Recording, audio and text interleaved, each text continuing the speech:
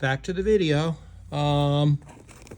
Okay, we have here Oxalis 233, which is orbicularis. So Oxalis orbicularis. I thought this was kind of slow to multiply, but it has done well by now.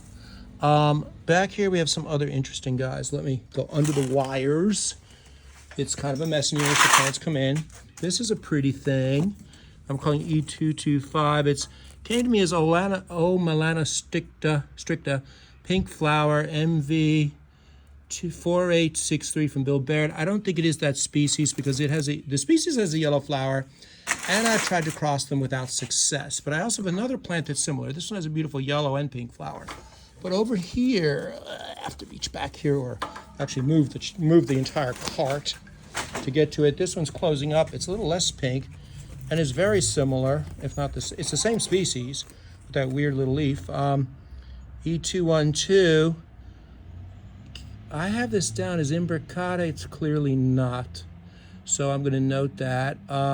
Red pink flower.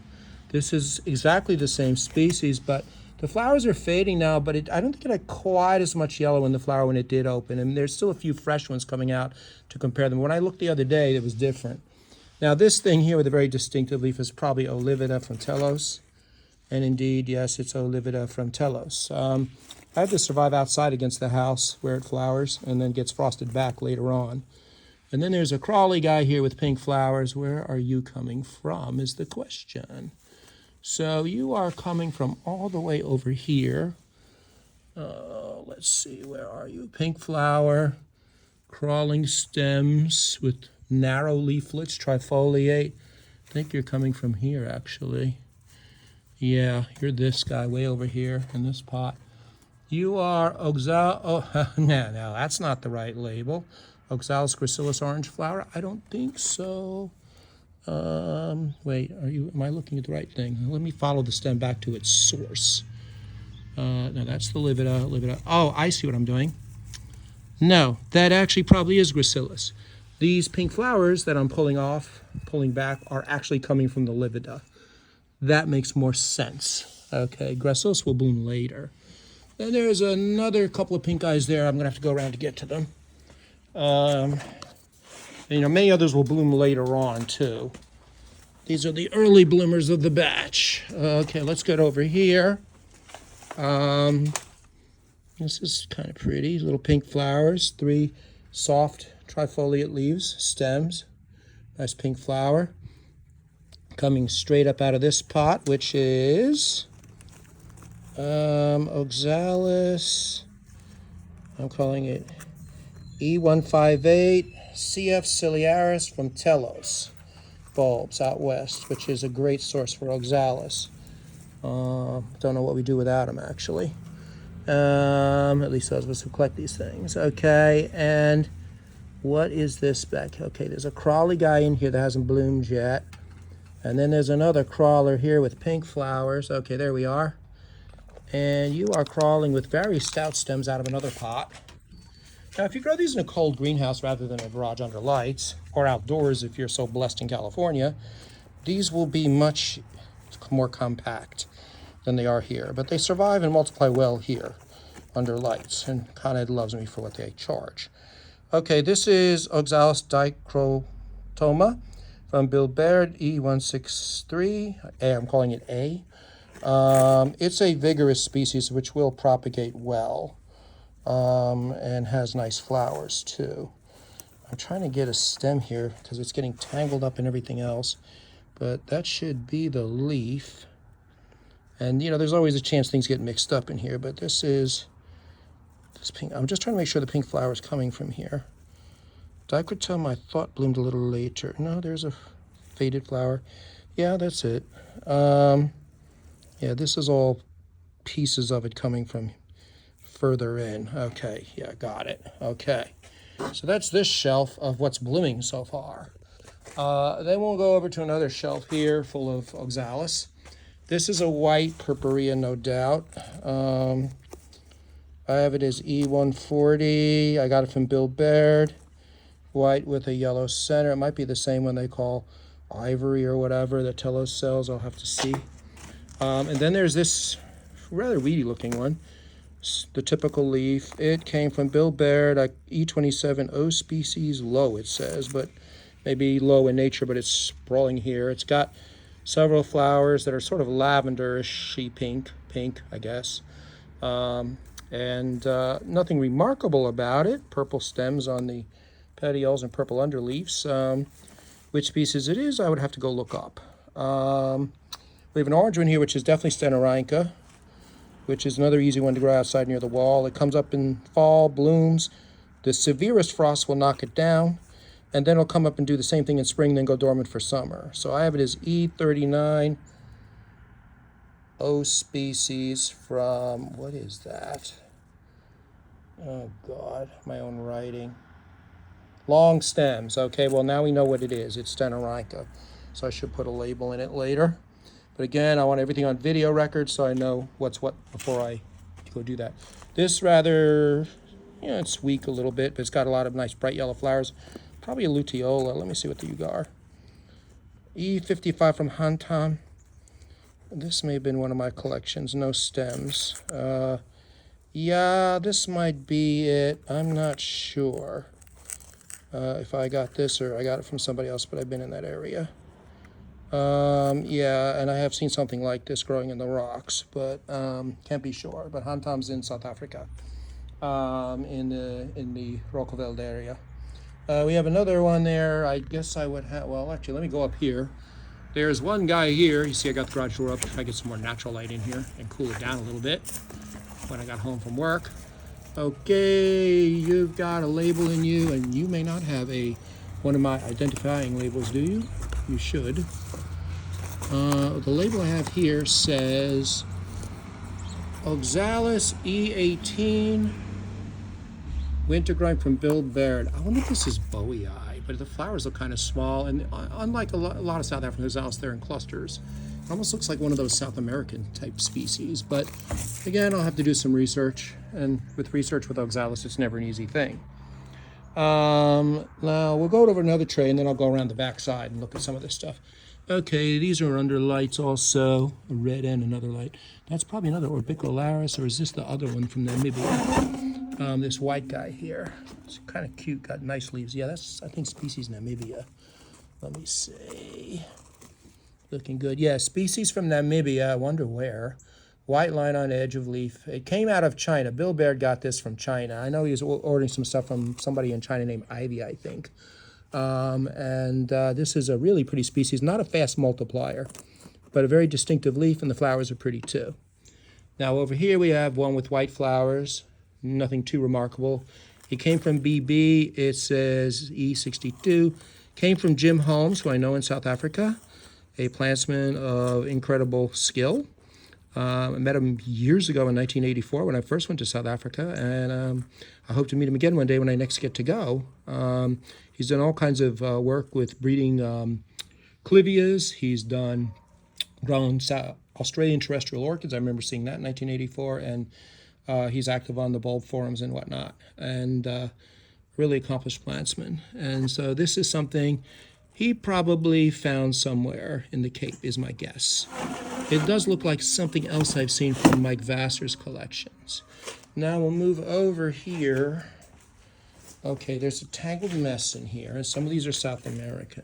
Okay, here's another one of these white-flowered guys.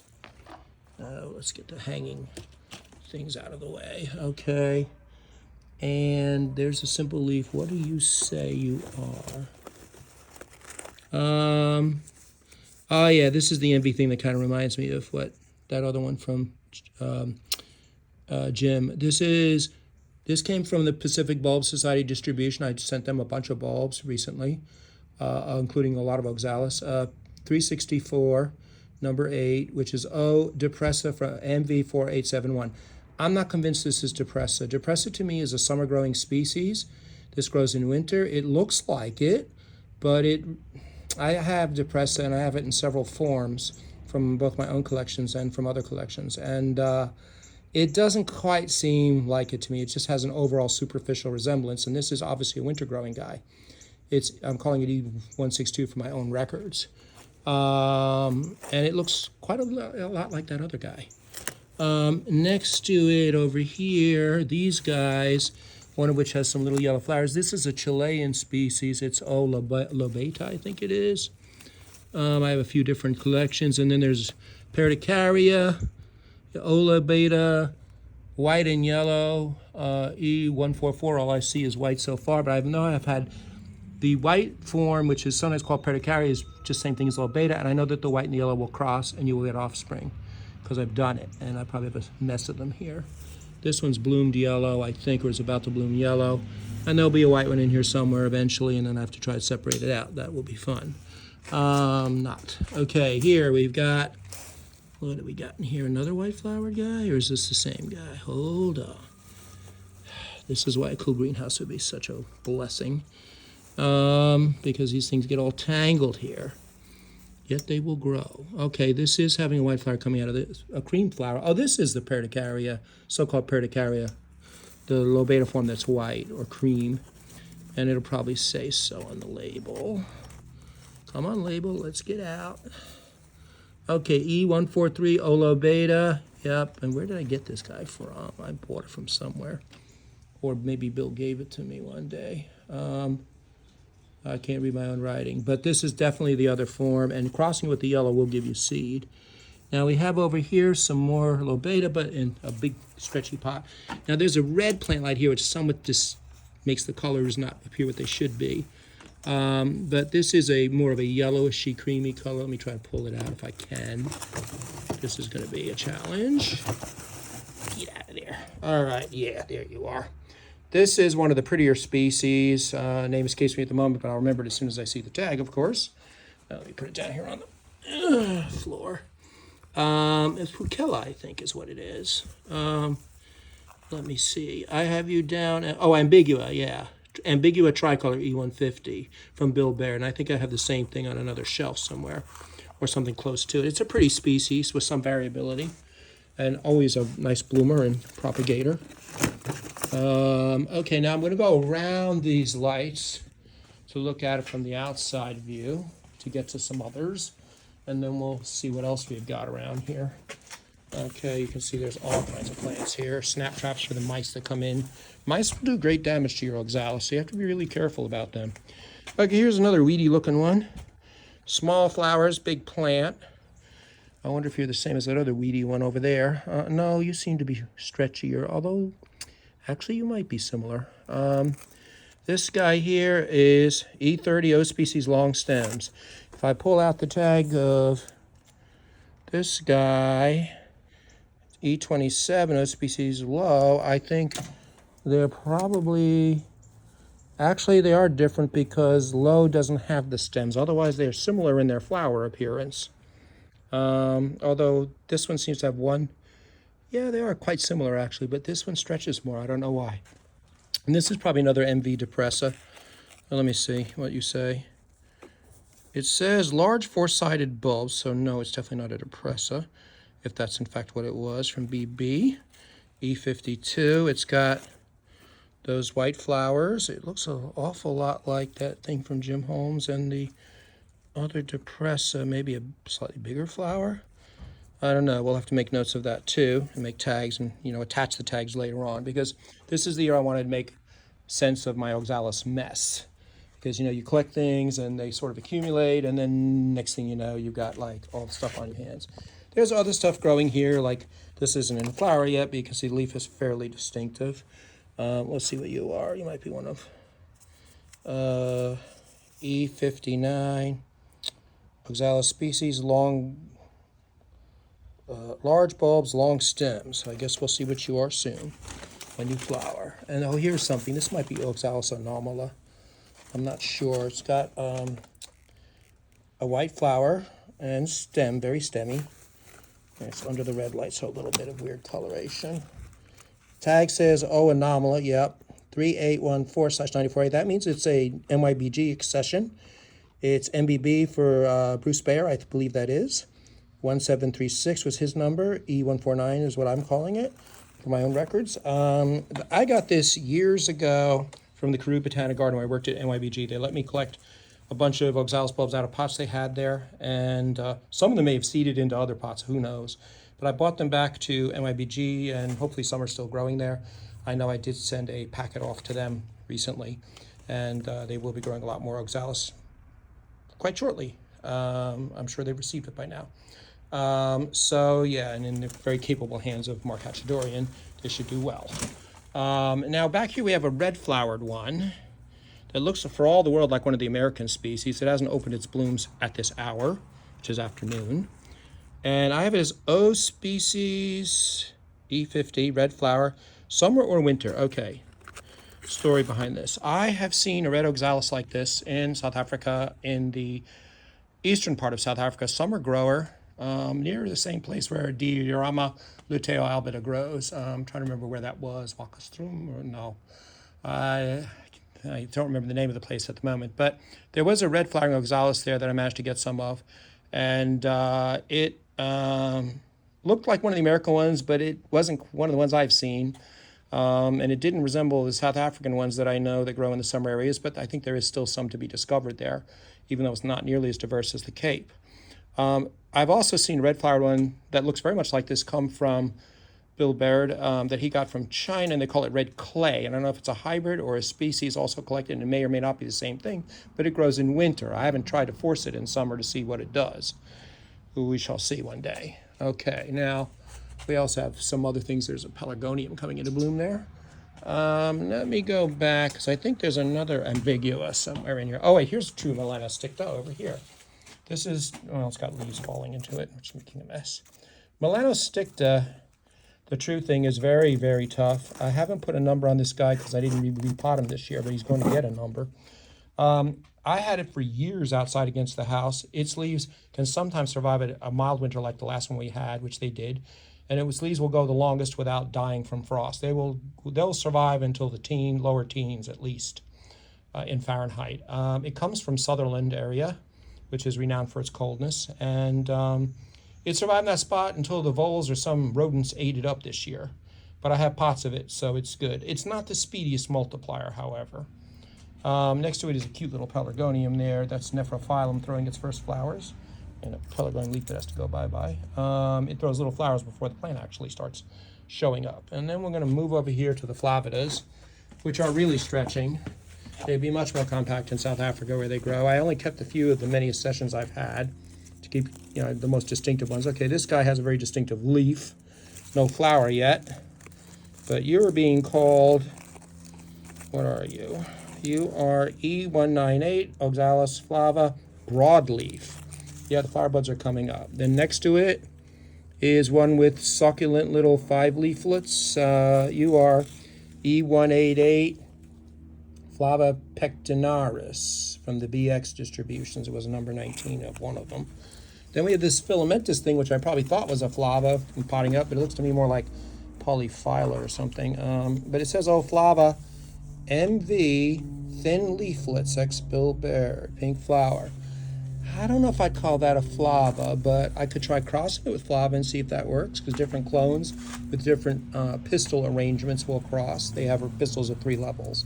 Okay, we're getting a flower off this bigger one back here with these bigger leaves. You are E1940 flava variety succulenta from one Andrew Broom, I think, who is in New Zealand. I got it from Bill Baird's collection. Very distinctive foliage. It's got this like star-shaped foliage. It's pretty big, and nice early flowers. Very distinctive looking plant. We have here another, what is this guy? This is a rabbit ears one. This is A184 fabifolia, which is probably a form of flava or very close to it. Behind it is something that looks very similar but with more leaflets, and it has a yellow flower stretching. O flava from Hantam, that might have been one of my own gatherings. And back there is another flava with rounded leaflets. This must be the lupinifolia type. O flava lavender from Telos. So it has a lavender flower, and I know I've crossed this with the yellow one before and gotten seedlings.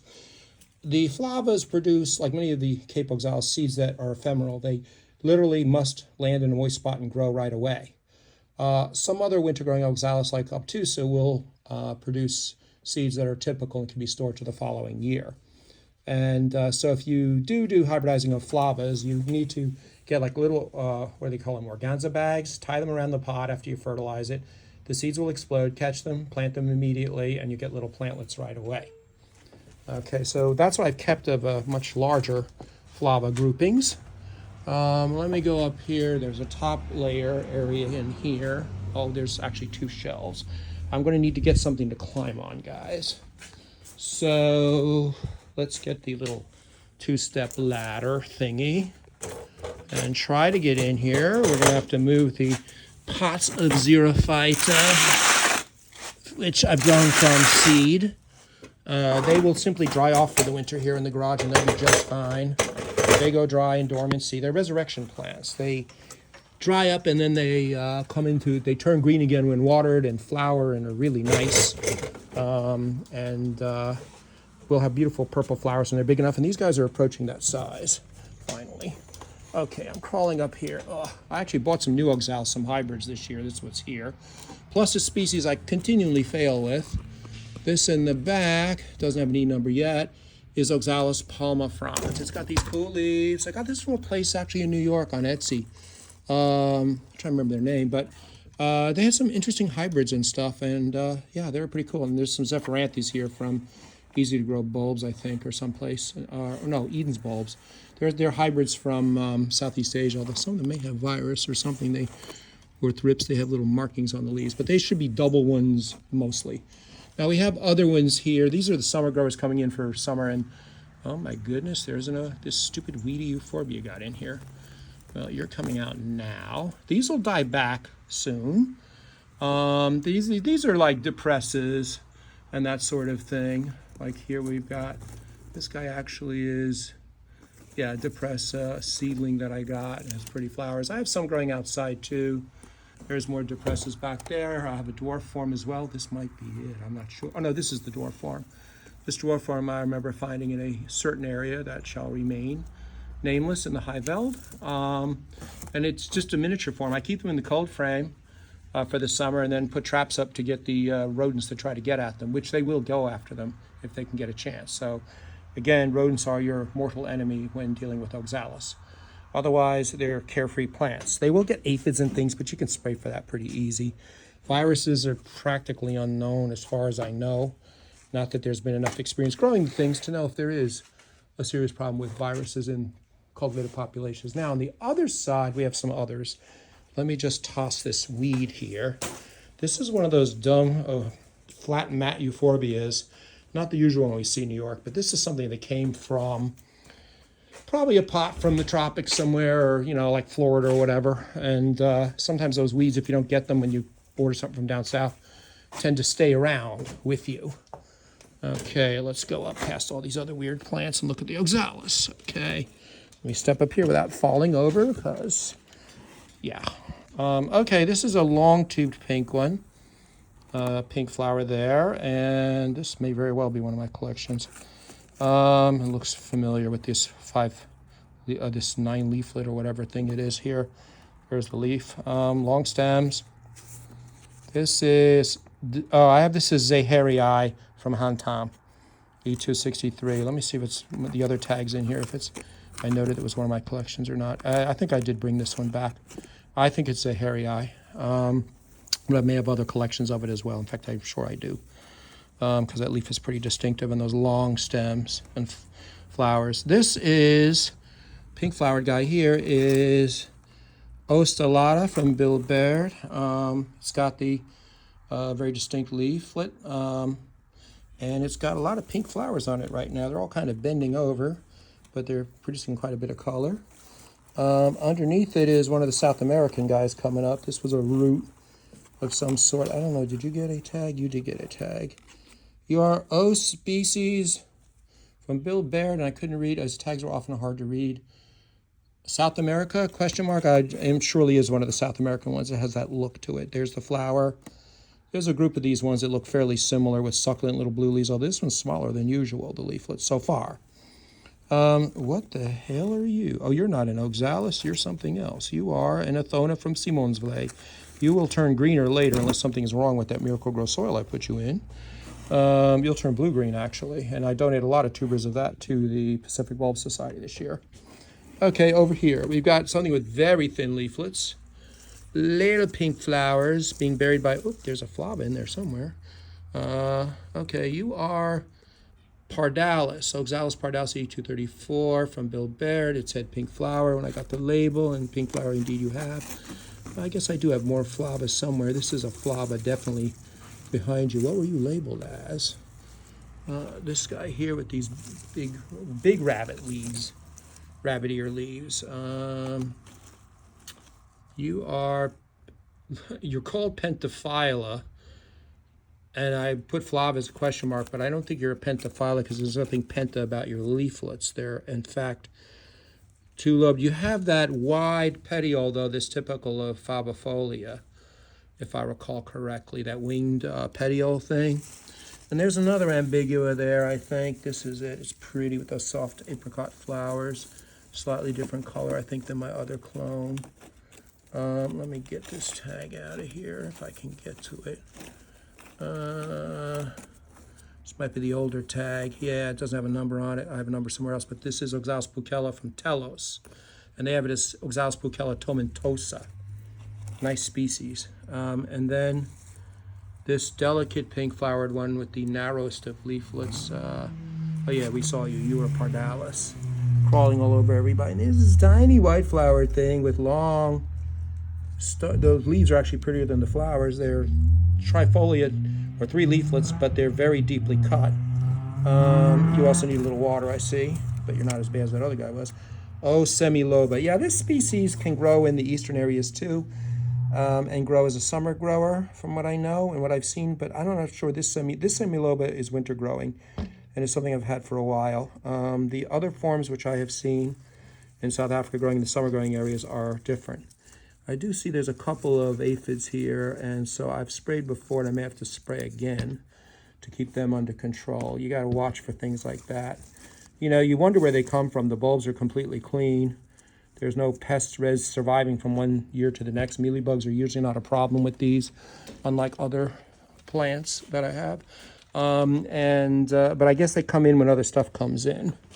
Okay, so that seems to be the Oxalis roundup here for the most part. Let me see if there's anybody else of note around here. We have bulbs of various sorts growing, young pelargoniums from the International Geranium Society, seed fund, which is an awesome source. Oh, we have this gorgeous Freesia grandiflora. This came probably from my friend Matt in South Africa, most likely. Yep. Oh no, this one came from Zambia, actually. So this is the one from Matt. I know I've got seed from him too. This is a form from Zambia. Interesting. Okay, grown from seed. And there's other things in here too, of all manner and sort, including more oxalises. But there's an anomala coming up there with mostly pelargoniums nearby and other random things. And there's that another South American one that seeds around everywhere. This guy goes into pots. I pulled so much of it out, and I still find them popping up. Like here, one's popping up in a pot of pelargonium. Oh God, what's the species on this? Begins with an A. It's a species in section Syncotum, and it's been used to create the zone arctics in Australia by the late Cliff Blackman. Articulatum, yeah. It has longer leaves than it should have. Again, cooler conditions and brighter light would reduce that problem. It will get cooler in the garage here as the season goes on, because the winter will get colder and it will just get colder down here, which the plants will appreciate a little more than the slightly warm conditions they suffer in the earliest fall when they begin to grow. And we have a cute little Wernia there too. That's something that grows in the high veld, right around the, not far from Joburg, Pretoria area.